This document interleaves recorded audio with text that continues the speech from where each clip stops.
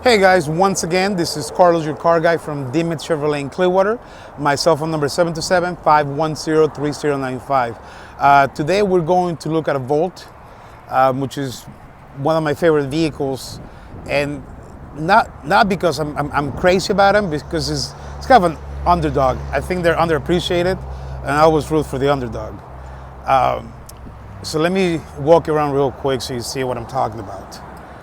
So here's the engine bay compartment of the Volt. This is your electric side.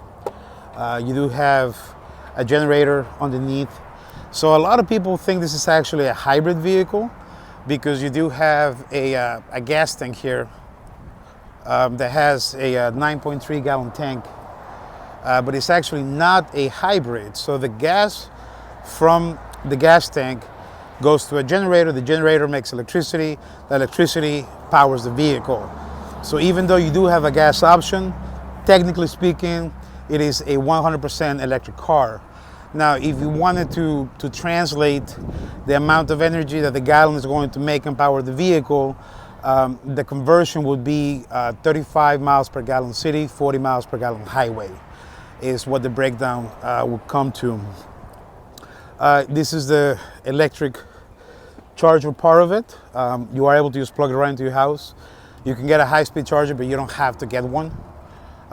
It will work from your house. One of the cool features, or different features of this vehicle, I should say, there's a column that runs all the way through here, and then back here as well. So what that is actually your lithium-ion battery pack that powers the vehicle. It is 16 kWh. Sometimes people confuse that with kilowatts. So the unit for kilowatt is kW, and that's a measurement of power. kWh is kilowatts per hour, and that is a measurement of energy, not necessarily of power. So one of the many interesting things about the vehicle is, for example, this one has leather, has Bose, is very well equipped, but you're not going to have power seats, and you're not going to have a sunroof. And that's on any Volt. You're not going to have that because it's an electric vehicle and they're trying to conserve power, and the electric seats take up a lot of power, and the sunroof messes with the aerodynamics of the vehicle. This vehicle has a drag coefficient of 0.28. If you've been listening to my videos or watching them, you've noticed that I've talked about the drag coefficient in a few different vehicles. The 0.31, the 0.34, and the 0.37 is a 0.28. By comparison, my Silverado is 0.41. So if you're wondering what that means, is basically is how aerodynamic the vehicle is. When you're driving, if you're driving a Corvette, a Camaro, a Volt, the Maserati, the BMW, anything like that that's aerodynamic, you kind of, glide through the air, kind of like a dolphin through water.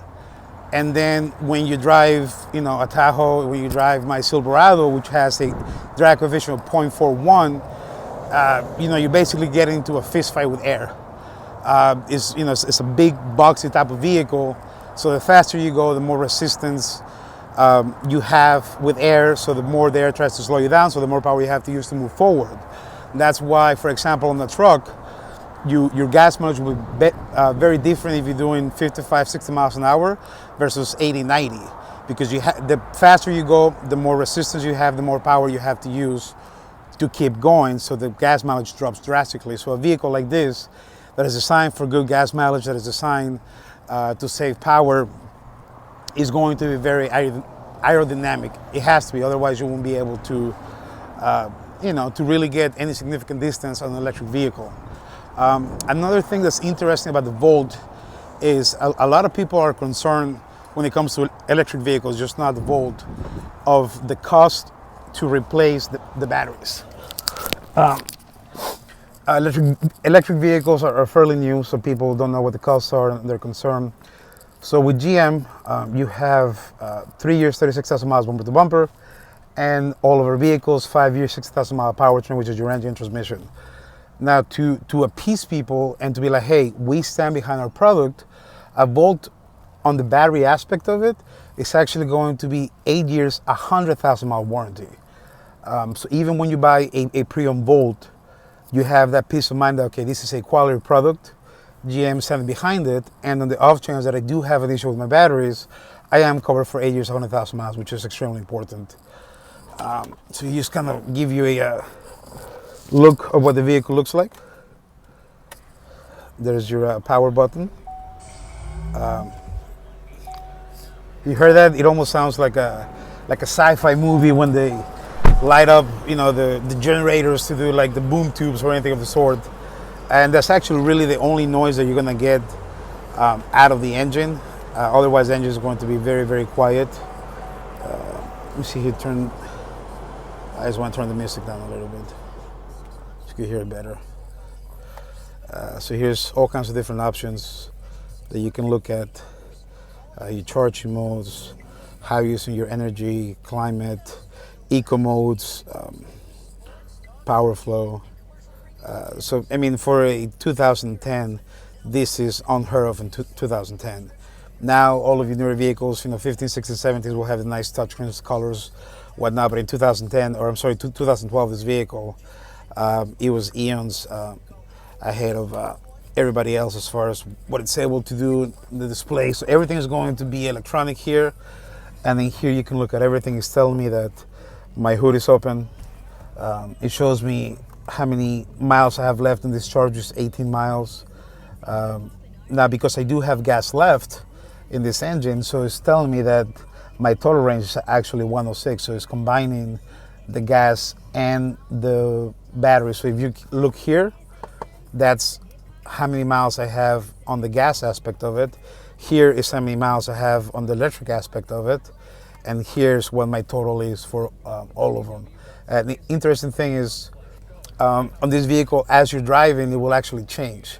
So if you're driving in the eco mode, you're being good with gas, it'll show you, if you keep driving like this, how much you have left. Now, if you step on the gas, you turn on the AC, very, very high, then it's going to drop. So it's a real life or a real-time update on the miles that you have left based on your current driving conditions. So depending how far you have to go, how much gas you're trying to save, you can adjust your driving until you see a number that you're like, okay, I like that number makes sense, and you just keep driving however you are at that moment. Another thing that the vehicle gets overlooked, I think, is people think that they're slow, which they're not. Horsepower is 149, which is not very impressive. But if you're familiar with how engines work, like on the regular car, you basically have your gas, it's going to ignite with a spark. You have a combustion reaction, and the power from that is what actually going to power your vehicle. So as effective as gas engines are today, because there does have to be a chemical reaction process, there's a lag. The lag depends on the vehicle, how it's made, but there's always going to be some kind of lag, because you do have to go through all that. When you have an electric vehicle like this, you don't have that. It's almost like a golf cart. As soon as you press the gas, the power goes straight to the wheels. There's no internal combustion, so it's an immediate reaction. So it actually takes off like a bat out of hell. The 149 horsepower, it probably feels more like, on the launch aspect of it, it probably feels closer to 240, maybe 260, because as soon as you hit it, it's like, boom, you go. You don't have to wait for the engine to do anything. So that's, and that's with all electric vehicles. I would love to say the Volt is the only vehicle in the world that can do that, but no, any electric vehicle is going to be set up the same way, because you don't have internal combustion. It's just a mere reaction. So regardless of who you go with, which, by the way, I also have a Prius, so I sell all brands. If you don't want a Volt, I will sell you a Prius. But regardless of who makes it, an electric vehicle is always going to be like that. So that's it for today. Hope you had some fun. Hope you found it interesting.